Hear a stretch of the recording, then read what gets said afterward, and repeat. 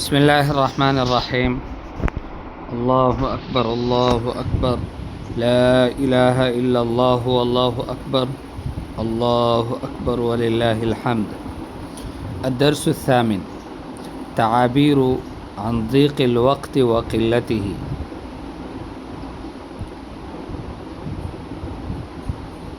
في الدرس الماضي درسنا التعابير عن الزمن والوقت مطلقا. أما في هذا الدرس كيف يمكننا أن نعبر عن ضيق الوقت وقلته. الوقت إذا كان ضيقا، الوقت إذا كان قليلا لا يكفي، فكيف نعبر عن ضيق الوقت وقلته؟ التعبير الأول نقول مثلا كنت على وشك. الوشك هو القرب، الدنو من شيء. الإنسان يدنو من شيء، يقترب منه، فيقول يقول هذه الحالة الوشك. طيب، كنت على وشك. جيد.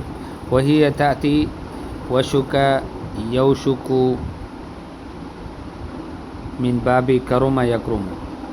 طيب، وكذلك يأتي أوشك يوشك إيشاكا من باب إفعال. فكنت على وشك يعني كنت قريبا من كذا وكذا، فيذكر بعده. جيد. مثلا تقول فلان على وشك من السقوط. طيب، الطفل مثلا، الطفل الصبي छोटा बच्चा على وشك من السقوط، गिरने के करीब है. ليس هناك متسع من الوقت. المتسع هو يعني الجنجائش. طيب، المتسع، اتسع يتسع اتساعا، فالمتسع هو الجنجائش المندوحة في المكان، الكفاية. جيد. ضده يعني الضيق، شيء يكون متسعا كشادة، وشيء يكون ضيقا. فليس هناك متسع من الوقت. ما معنى ليس هناك متسع من الوقت؟ أي الوقت ضيق. في أقرب وقت ممكن، في أقرب وقت ممكن، يعني أقرب وقت الوقت الذي يكون قريب جدا ويكون ممكن أيضا، فيه أفعال، يعني في أقرب فرصة، أو نقول في أقرب وقت ممكن. فورا، فورا معناه مباشرة. طيب، توا، توا أيضا يقال للتو. في الحال أو حالا. جيد. في الحال أو حالا، هذا مستعمل بالأردية. لم يمر وقت طويل حتى، لم يمر وقت طويل حتى. بعد وقت قصير، بعد وقت قصير. القصير هو ضد الطويل، الوقت الطويل والوقت القصير. فبعد وقت قصير، بضع دقائق، بضع دقائق يعني 10 minutes. البضع في بضع سنين. ألف لام ميم. غلبت الروم في أدنى الأرض وهم من بعد غلبهم سيغلبون في بضع سنين. البضع هو يعني 10 minutes. طيب، العلماء يقولون في أقل من 10. في طرفة عين، في طرفة عين، आँख के झपक में, आँख के झपकने में. طيب، पलक झपकने के देर में. في ثوان، ثوان जमع ثانية، والثانية بمعنى 1 सेकंड. ففي ثوان يعني 10 मिनट, 10 सेकंड में. وهذه التعبيرات تتضح في الأمثلة. طيب، فمثلا نقول كنا على وشك الانصراف من الصف فحضر المدرس. كنا على وشك الانصراف من الصف فحضر المدرس. ما معنى هذا؟ يعني كنا قريبين من الرجوع من الصف، الانصراف والرجوع. جيد، يعني أردنا أن ننصرف من الصف لأن الأستاذ تأخر لم يأتي على الموعد، فنحن قلنا كنا قريبين من الانصراف، كنا على وشك من الانصراف فحضر المدرس. يعني ما إن أردنا أن نخرج من الصف الأستاذ جاء وحضر. طيب، كنت على وشك النوم فدق الباب. جيد، كنت على وشك النوم فدق الباب، يعني كنت قريبا أن أنام، نعست ثم غلبني النوم وإذ بالباب يدق، فيقال لهذه الحالة، في هذه الحالة يمكن أن تعبر تقول كنت على وشك النوم فدق الباب، يعني كنت قريبا من النوم، قريبا من أنام فدق الباب. ليس هناك متسع من الوقت للاستحمام الآن. مثلا يوم العيد أحدكم أراد أن يستحم، ولكن هناك إذا بدأ يستحم تفوته الصلاة، صلاة العيد، ثم لا يجد الصلاة، فتقول له ليس هناك متسع من الوقت للاستحمام الآن. الاستحمام هو الاغتسال، الاغتسال والاستحمام بمعنى واحد، يعني غسل کرنا نہانا. فليس هناك متسع من الوقت، اب وقت میں کوئی گنجائش نہیں ہے للاستحمام الآن، ابھی نہانے کے لیے. ليس هناك متسع من الوقت للذهاب إلى السوق. طيب، أنت الآن تذهب إلى السوق فلا يوجد هناك متسع لذلك. ليس هناك متسع من الوقت لإنهاء الواجب. الآن تريد أن تكمل الواجب، الواجب هو الهوم ورك. طيب، فالآن تريد أن تكمل الهوم ورك، ما يمكن ذلك، لا، ما لم يبقى وقتا كافيا، لم يبقى وقت كاف عفوا. في أقرب وقت ممكن سأعودك إن شاء الله. طيب، أحد أصحابك مريض فأخبرك، فأنت تكتب له أو تقول له في الإجابة، تقول له في أقرب وقت ممكن سأعودك إن شاء الله، أعودك من العيادة.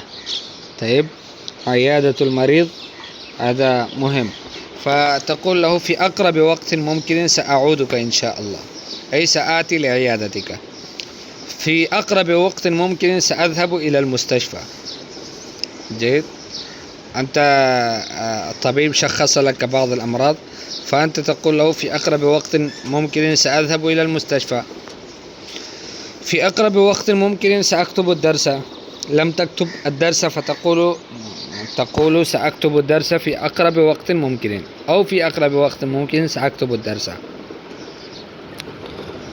طيب، ذهبت إلى المسجد فور سماع الأذان.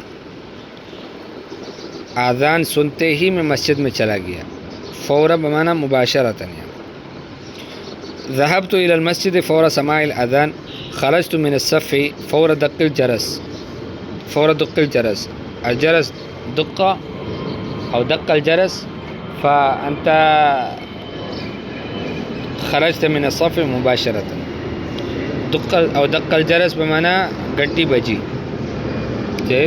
گھنٹی بجتے ہی میں مسجد سے نکل گیا، کلاس سے نکلا. لب الولد نداء أبيه في الحال أو حالا. لب الولد نداء أبيه في الحال أو حالا. أو حالا يعني إما نستعمل في الحال أو نستعمل حالا، كلاهما يمكن. فلب الولد نداء أبيه. لب يلبي بمعنى لبیک کہنا، کسی کی پکار کو قبول کرنا. فلب الولد نداء أبيه. بچے نے اپنے والد کے پکار پر لبیک کہا. فی الحال او حالا، حال میں یا ابھی ابھی. ارجع الى البيت في الحال دون تأخير، یعنی لا اتأخر وانما ارجع الى البيت في الحال، حال ہی میں واپس آتا ہوں. لم يمر وقت طويل حتى جاءت سيارة الإسعاف. لم يمر وقت طويل بمعنى لم يمضي وقت طويل، بہت لمبا وقت نہیں گزرا تھا. حتى جاءت سيارة الإسعاف. سيارة الإسعاف هي أمبولانس، طيب ابتدائي طبي إمداد والی گاڑی. فسيارة الإسعاف لم يمر وقت طويل حتى جاءت سيارة الإسعاف. لم يمر وقت طويل حتى حضر الطبيب.